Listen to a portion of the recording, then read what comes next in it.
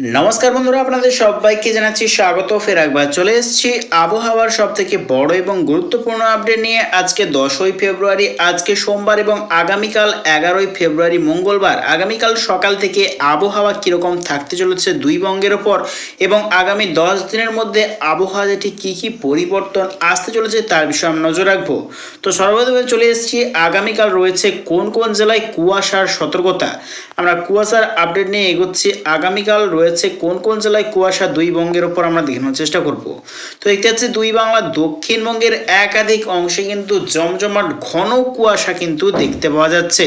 তার মধ্যে রয়েছে পশ্চিমবঙ্গের ক্ষেত্রে কলকাতা সহ দক্ষিণবঙ্গের সর্বত্র জুড়েই রয়েছে জমাট ঘন কুয়াশা এবং দেখতে পাচ্ছি বাংলাদেশেরও দক্ষিণবঙ্গ যেমন রয়েছে রাজশাহী, মাইরপুর, খুলনা, বরিশাল, কালাপাড়া, লালমোহন, মতিরাট, ফেনী, ভোলা রয়েছে, ফরিদপুর রয়েছে, খাগড়াছড়ি, চট্টগ্রাম, মহেশখালী, থানচি, রাজধানী, কুতুবদিয়া এবং ত্রিপুরার দক্ষিণ বিভাগ এদিকে রয়েছে পশ্চিমবঙ্গের ও উত্তরবঙ্গেরও একাধিক অংশে রয়েছে ঘন কুয়াশার সম্ভাবনা রয়েছে। মালদা, দিনাজপুর, শিলিগুড়ি, আলিপুরদুয়ার, কোচবিহার, জলপাইগুড়ি, ধূপগুড়ি এই সর্বত্র এদিকে রয়েছে আজওয়াল, শিলাচর এবং সিলেট, ময়মনসিংহ বিভাগ নিয়েও রয়েছে কুয়াশার সম্ভাবনা আগামীকাল।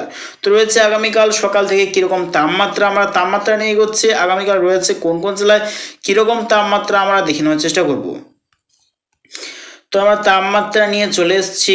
আগামীকাল দেখতে পাচ্ছি সকাল থেকেই কিন্তু অনেকটাই তাপমাত্রা বৃদ্ধি দেখতে পাওয়া যাচ্ছে দক্ষিণবঙ্গ জেলাগুলোতে। যেমন দেখতে পাচ্ছি পশ্চিমবঙ্গের কলকাতা সহ দক্ষিণবঙ্গে রয়েছে সর্বনিম্ন তাপমাত্রা আগামীকাল 20 থেকে 21 ডিগ্রি সেলসিয়াস রয়েছে, কিন্তু তা কিন্তু আজকের তুলনায় কিন্তু আগামীকাল অনেকটাই কিন্তু তাপমাত্রা বৃদ্ধি দেখতে পাওয়া যাচ্ছে। এদিকে বাংলাদেশেরও রয়েছে দক্ষিণবঙ্গ যেমন সাতক্ষীরা, শ্যামনগর, খুলনা, বরিশাল, ফেনী, ভোলা, মতিরাট, খাগড়াছড়ি, চট্টগ্রাম, ঢাকা, ব্রাহ্মণবাড়িয়া, ত্রিপুরা দক্ষিণ বিভাগ এই সর্বত্র রয়েছে 17 থেকে 18 ডিগ্রি সেলসিয়াস সর্বনিম্ন তাপমাত্রা।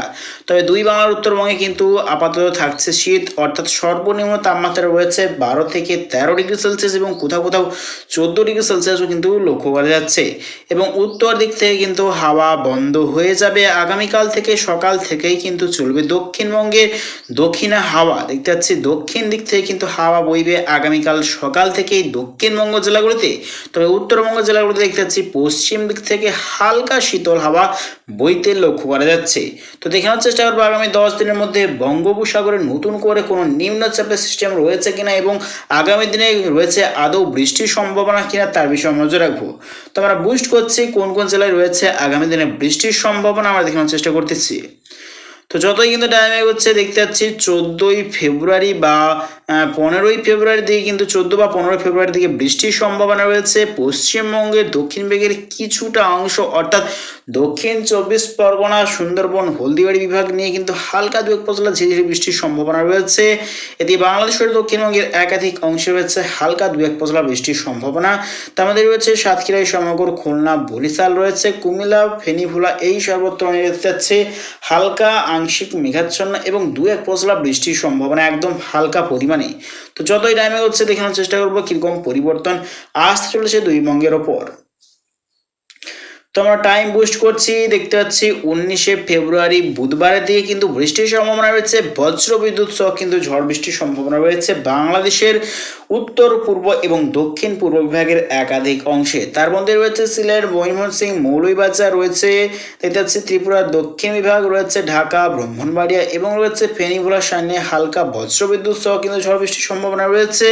তবে পশ্চিমবঙ্গের ক্ষেত্রে কিন্তু কোনো রকমভাবে বৃষ্টির সম্ভাবনা নেই। তবে উত্তরবঙ্গ যেমন দার্জিলিং বিভাগ নিয়ে দু এক পশলা বৃষ্টির সম্ভাবনা রয়েছে 20শে ফেব্রুয়ারি।